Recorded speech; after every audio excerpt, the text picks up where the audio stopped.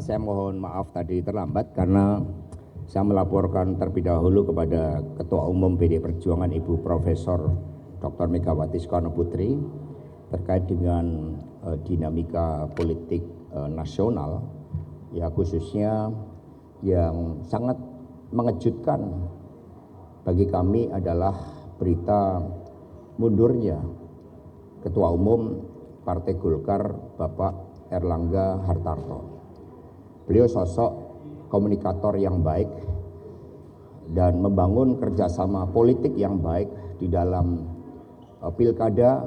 Kami banyak bekerja sama dengan Partai Golkar, selain dengan partai yang lain seperti Gerindra, PKB, P3, Perindo, Hanura, dan juga Partai Amanat Nasional. Nah, sehingga hal tersebut sangat mengejutkan karena ini dalam rangka pilkada serentak dan muncul kejadian politik yang dalam kategori kami suatu hal yang luar biasa yang menyentuh aspek kedaulatan partai. Nah, karena itulah kami ikut prihatin dalam situasi seperti itu, dan kemudian tentu saja ini tantangan bagi kita sebagai bangsa termasuk bagi partai politik untuk betul-betul menunjukkan kedaulatannya sebagai partai yang mengemban amanah dari rakyat, dan partai itu selalu memiliki mekanisme yang sudah terlembaga terkait dengan kepemimpinannya. PDI Perjuangan memiliki pengalaman buruk pada masa Orde Baru ketika berbagai intervensi kekuasaan itu dilakukan yang tujuannya adalah untuk mengkerdilkan demokrasi, menjauhkan prinsip-prinsip kedaulatan rakyat.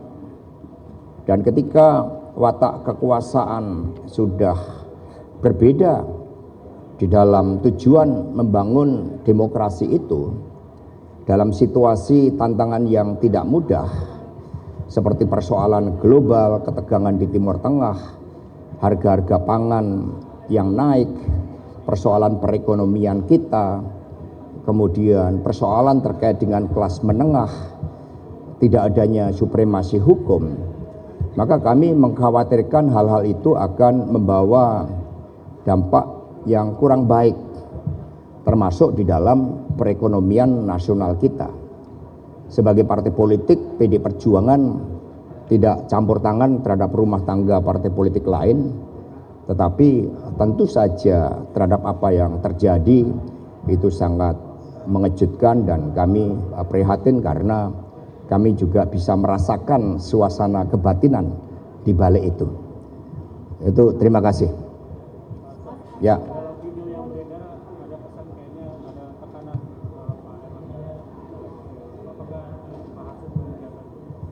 Ya, kalau proses itu sebagai wacana publik, sebagai hal-hal yang dirasakan, sebenarnya sudah terjadi jauh sebelumnya. Ketika sebelum Pilpres itu berlangsung.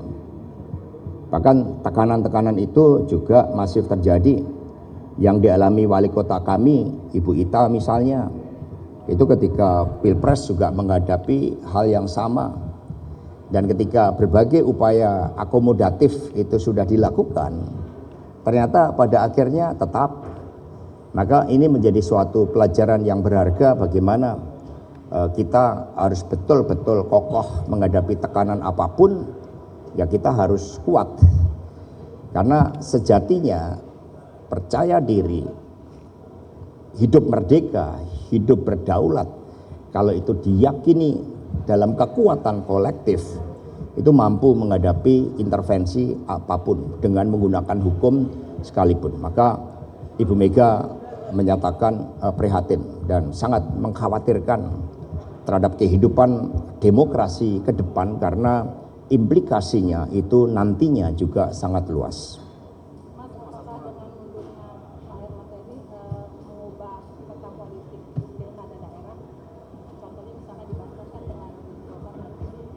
Ada indikasi seperti itu, tetapi kalau di tingkat kabupaten kota itu relatif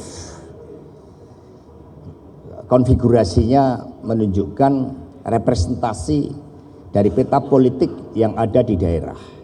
Tetapi kalau terkait dengan Pilgub, memang ada berbagai skenario karena ada kepentingan kekuasaan itu.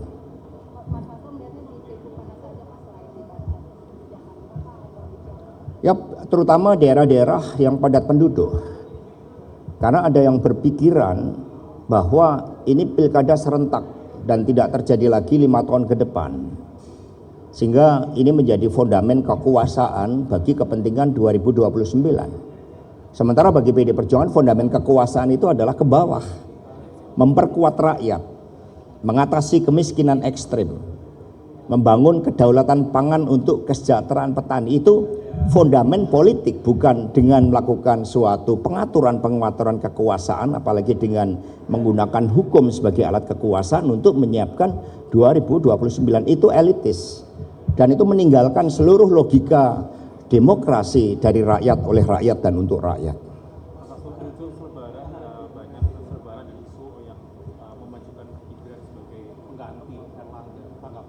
Ya, itu juga menunjukkan suatu motif-motif politik. Sehingga kemudian ada yang menggunakan itu bagi kepentingan kekuasaan tadi. Maka PD Perjuangan kami mendoakan agar setiap partai politik betul-betul dapat menjaga kedaulatannya yang berada di tangan anggota. Kedaulatan itu bukan berada di pucuk kekuasaan.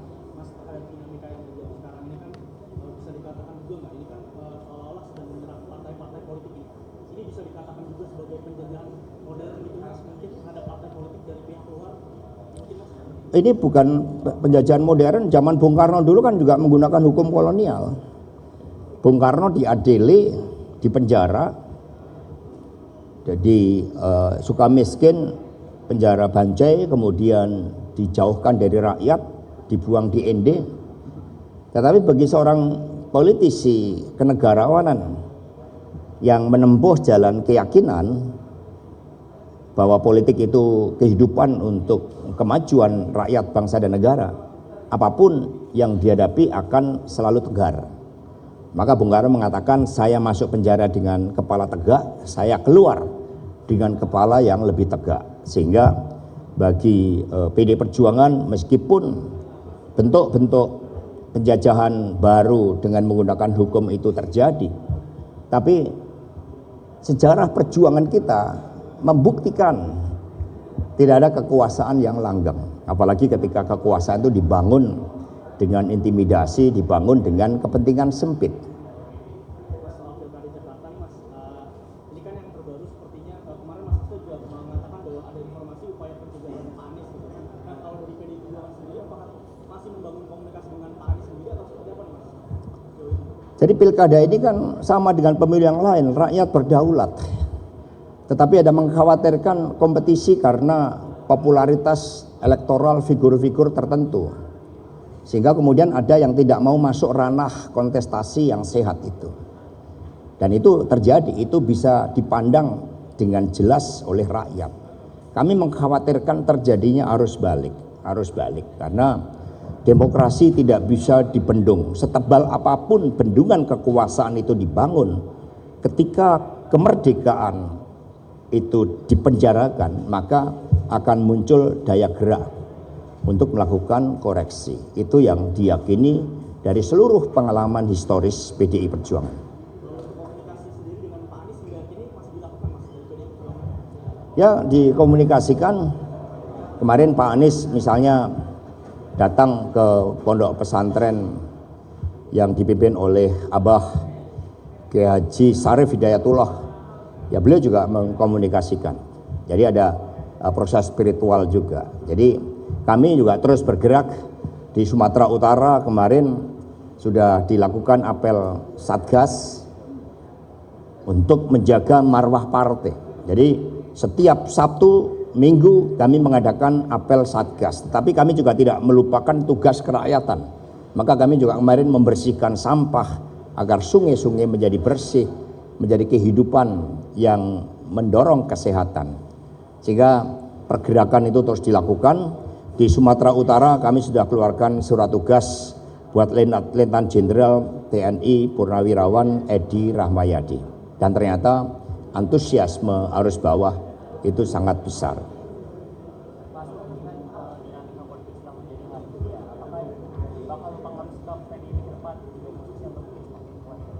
Semua seperti hukum alam itu ada aksi reaksi, ada dinamika, ada dialektika.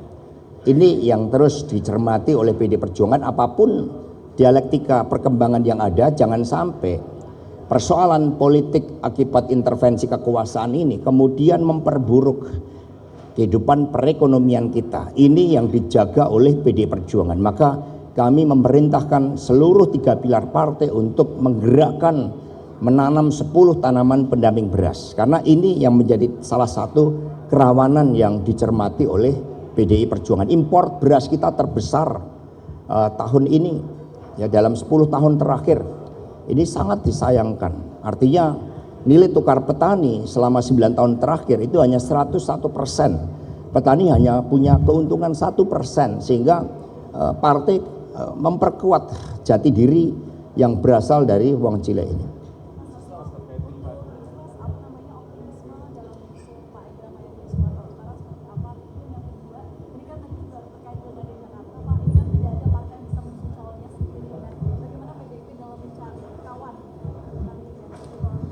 Ketika ada pihak-pihak yang mencoba untuk membangun satu calon atau kotak kosong, maka KPU nanti akan memberikan ruang 1 minggu perpanjangan.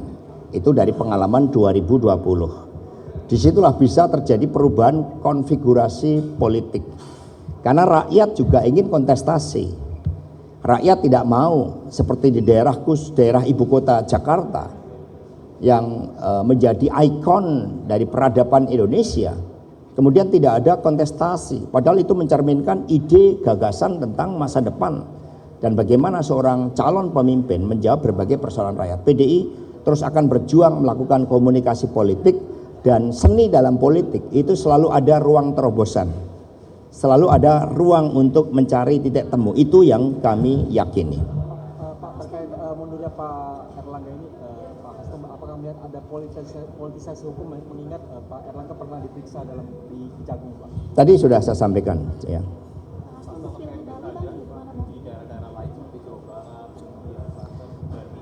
Ya, kita tetap, ya istilahnya, ini kan bagikan permainan dalam sepak bola. Mereka mengatur tim kesebelasannya bagaimana, ada yang mengatur wasitnya, ada yang mencoba wasitnya diatur-atur, kesebelasannya diatur-atur, lalu ada yang mencoba melakukan naturalisasi, ada yang melakukan menggunakan pressure dan sebagainya yang nggak sehat. Maka kami berdiri pada aturan main, sehingga biarlah mereka yang mencoba menyempitkan makna kontestasi dalam demokrasi. Yang penting PD Perjuangan tetap konsolidasi dan tetap melakukan komunikasi politik dengan partai lain, ya.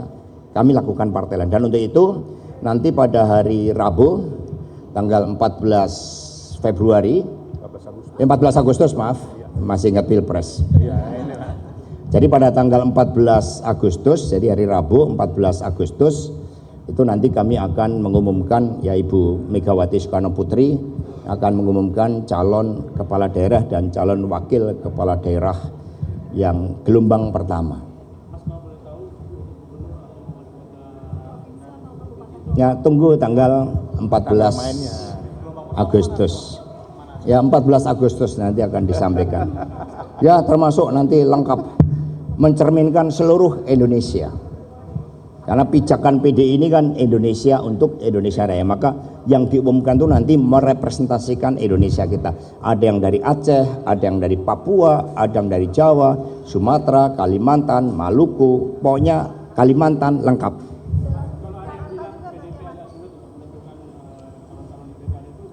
Apa? Oh, tidak, enggak. Konfigurasi politik di daerah tidak bisa diatur-atur karena daerah itu memiliki peta politik sendiri, dan secara geografis, secara historis, secara demografis itu ya seperti itu, ya, sehingga nggak ada, bahkan yang PD Perjuangan 0 kursi pun banyak yang meminta rekomendasi dari PDI Perjuangan karena kami dikenal militan. Jangan lupa bahwa di tengah-tengah gempuran yang luar biasa, tubuh-tubuh banteng yang terluka di dalam Pilpres dan Pileg yang lalu, di tingkat kabupaten kota itu perolehan kami naik. Sehingga kerjasama dengan partai politik yang lain, dengan Golkar, Gerindra, PKB, P3, Perindo, Hanura, kemudian ada Nasdem, Demokrat, PKS, itu terrepresentasi dan menunjukkan bagaimana PD Perjuangan itu menjadi kekuatan perekat, karena semua partai itu lengkap, termasuk Partai Amanat Nasional di wilayah-wilayah kota. Cukup ya? Ya, makasih sekali lagi teman-teman atas kehadirannya.